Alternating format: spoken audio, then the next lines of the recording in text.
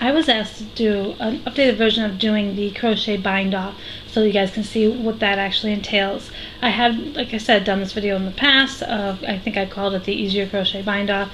Some people use a crochet hook when they do the Crochet Bind Off, where you put the loops on the crochet hook and you do your chains and work your way over. But then I showed a video showing how to do it easier, where you're doing the process all on the loom. So what I did is I created just a little sample. I did the E-wrap cast on, I did E-wrap rows, nothing fancy, just a little swatch to show you how to do this bind off. Now it's going to depend on your yarn and on the loom you're using, so it's important with this kind of bind off that you do a sample up on the loom you intend to use it with, because again, the space between the pegs kind of can determine it. If I was using a loom with a bigger space, I may do more chains in between as I work my way across. So again, make sure whatever loom you're planning on doing this crochet bind off with, that you do a little sample, cast on maybe like 10 pegs, do a few rows down, and practice how many chains you would like to use in between. I typically do 2, but again, I'm just reminding you, make sure you do a swatch that will help you out. So using whatever tool you want for your looming tool, and I've got my yarn. If I was going to do the crochet bind off, I would turn around and I would rewrap a peg once, I would knit it over. You can start with the first one or the second one. Sometimes I start right with the first one. You knit that over. If you need to do one chain, you would stop there and move over. But if I want to do another one, you'd rewrap it again. Just laying over. And then you would take and you would move this loop off of this peg and move it over to your next peg. And then you would knit that over. And then you would do your loops again. You would wrap it around once. Wrap it around twice, and I'm not fully wrapping. I'm going to hold it this way so you can see. It's not a full wrap around. It's basically I'm working the yarn in front of the peg again. And this would be my second.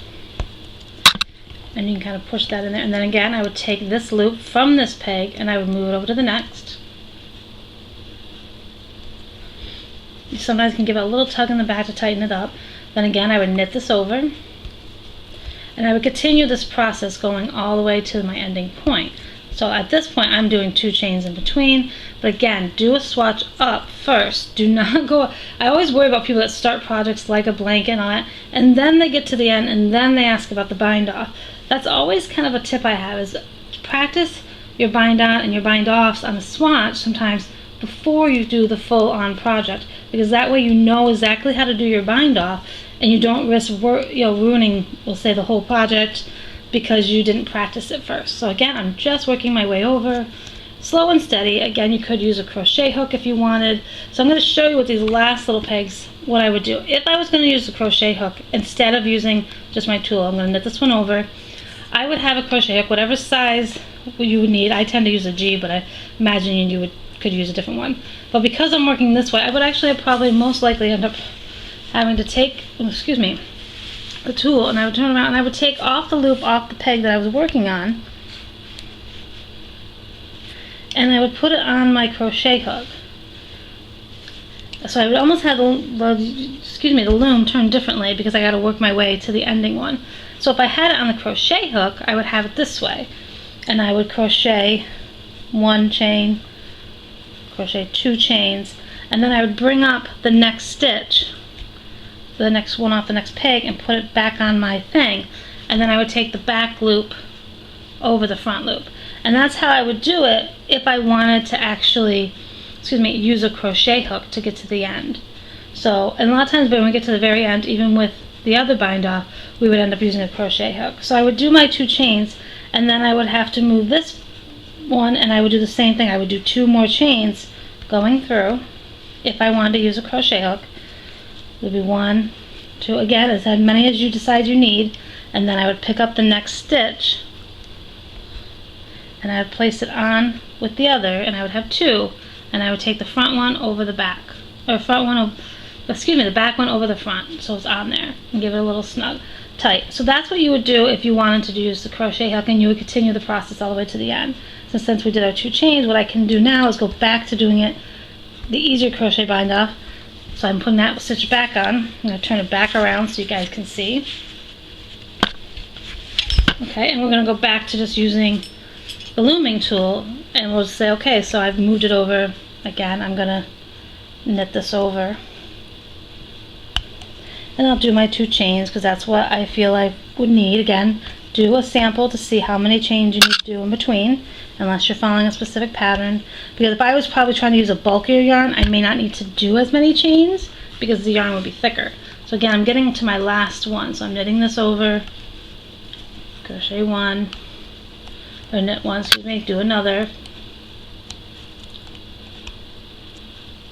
And I would move it on to my last peg. And this is where a crochet hook still comes kind of in handy if you're doing a flat panel. And I would knit this over. Then I would cut a tail, however long you see. And then I go back to using my crochet hook where I would take this loop off the peg, put it on my crochet hook, and then I would take that tail and I would just kind of work it through. And I typically tend to just tie it off, tie a knot to kind of help keep it secure.